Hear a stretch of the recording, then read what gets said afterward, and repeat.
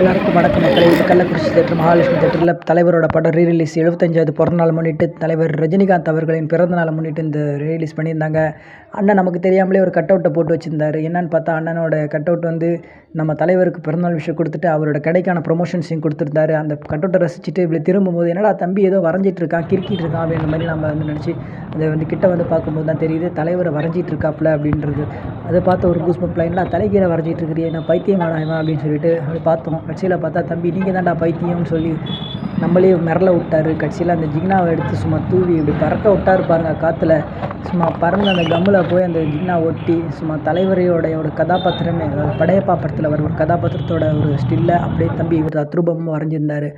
அவருக்கு ஒரு வாழ்த்து தெரிவிச்சுட்டு தலைவர் ஸ்டைலில் ஒரு வணக்கத்தை போட்டுட்டு படத்துக்கு ஆரம்பிச்சிருச்சு. வாடா தம்பி அப்படின்னு சொல்லி ஏற்றுட்டு போயிட்டாங்க. என்ன உள்ளே போனால் அங்கே போனால் ஸ்க்ரீன் 2 ஸ்க்ரீன் 3 ரெண்டுத்தில் இருந்துச்சு. இதில் எந்த தேட்டரில் போடுறாங்க அப்படின்ற மாதிரி ரெண்டு லிட்டிலாக கன்ஃபியூஷன் ஆகிட்டேன். ஆனால் ஸ்க்ரீன் 3 தான் படம் போட்டிருந்தாங்க. ஏன்னா அங்கே தான் கூட்டம் சும்மா தெறிக்க விட்டுட்டு தலைவரோட வைப்பில் இருந்தாங்க. ஓகே, அந்த வைபாக நாமளும் கலந்து உள்ளே போகிறதுக்குள்ளே தலைவரோட சூப்பர் ஸ்டார்ன்ற அந்த ஒரு டைட்டிலுக்கு கரெக்டாக போய் என்ட்ரியை கொடுத்து ஒரு மாசான ஒரு விசிலை போட்டு அந்த என்ட்ரியில் தலைவனோட ஸ்டைலில் ஒரு வணக்கத்தையும் போட்டுட்டு நம்ம சீட்டை எங்கடா இருக்குன்னு தேடிட்டு இருக்க அந்த கேப்பில் படத்தோட டைட்டிலையும் போட்டாங்க. உடனே சும்மா படத்தோட டைட்டிலை போட்டு படையப்பா வணக்கம். அதாவது நாம் பார்த்ததெல்லாம் வந்து சின்ன வயசில் அந்த படம் 1999 தான் வந்துச்சு அந்த படம். அப்போல்லாம் வந்து பார்த்திங்கன்னா நம்ம ஒரு குழந்தை, அதாவது ஒரு 4-5 வயசில் தான் இருந்தேன். இப்போ அந்த தலைவரோட படத்தை நம்ம டிவியில் பார்த்ததை விட இப்போ தேட்டரில் திரும்ப ரிலீஸுன்ற ஃபஸ்ட் டைம் பார்க்குற அந்த ஃபீலில் சும்மா கதற விட்டாச்சு, கத்தி சும்மா தெறிக்க விட்டாச்சுன்னு சொல்லணும். அது அப்படியே படையப்பான்னு அந்த வர்ற ஸ்டைல்லே பார்க்கும்போது படையப்பா நம்ம உசுரே கொடுத்து கத்துற அளவுக்கு வேறு லெவலில் ஒரு சம்பவத்தை பண்ணியாச்சுன்னு நினைக்கிறேன். அந்த பாம்பை தூக்கி சும்மா தலைவன் ஒரு முத்தத்தை கொடுக்கும்போது அந்த முத்தம் எனக்கே கொடுத்த மாதிரி இருந்துச்சுங்க.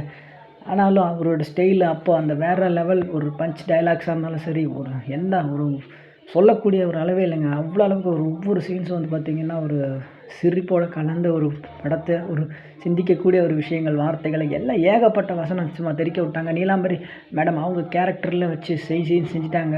மொத்தத்தில் படம் வந்து சும்மா பட்டை கலப்புற வைப் வரைக்கும் கடைசியில் முடிகிற வரைக்கும் சும்மா கொண்டு போயினார். இந்த படம் முடிஞ்சதுக்கப்புறம் மறுபடியும் வந்து நம்ம பேனரை சும்மா ரசிச்சுட்டு என்னடா தலைவனை இப்படி போட்டு சும்மா செதுக்கி வச்சிருக்காரு அப்படின்ற மாதிரி நம்ம பேனருக்கு ஏதாவது ஒரு வீட்டு விசேஷத்துக்கு சுப நிகழ்ச்சிகள் எதுவாக இருந்தாலும் நம்ம அண்ணன்கிட்ட கொண்டு போய் கொடுங்க. கள்ளக்குறிச்சி மக்கள் யாராக இருந்தாலும் அண்ணனோட ஆஃபரை யூஸ் பண்ணிக்கலாம். ஓகே, நன்றி, பாய் பாய் மக்களே.